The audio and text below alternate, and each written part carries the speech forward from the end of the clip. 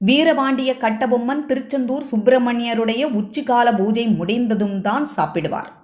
பாஞ்சாலம் குறிச்சிக்கும் திருச்செந்தூருக்கும் இடையே ரொம்ப தூரம் உண்டு. பூஜை முடியும் நேரம் எப்படி தெரியும்?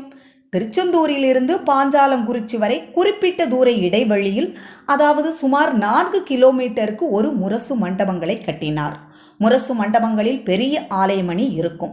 திருச்செந்தூர் சுப்பிரமணியர் கோவில் பூஜை முடிந்ததும் கட்டபொம்மன் கோவிலுக்கு வழங்கிய பெரிய ஆலயமணியை அடிக்கச் செய்வார்கள். முதல் முரசு மண்டபத்தில் அவ்வொலி கேட்டு மணியை அடிப்பார்கள். அந்த ஒலியானது அடுத்த முரசு மண்டபம் வரை கேட்கும். இப்படியாக அடுத்தடுத்து முரசு மண்டபத்தில் கட்டப்பட்டுள்ள மணி ஒலியானது பாஞ்சாலங்குறிச்சி அரண்மனை முரசு மண்டபம் வரை கடத்தப்படும்.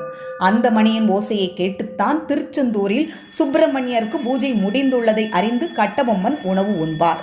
இப்பொழுதும் திருச்செந்தூர் பாஞ்சாலங்குறிச்சி சாலையில் முரசு மண்டபங்களை பார்க்கலாம்.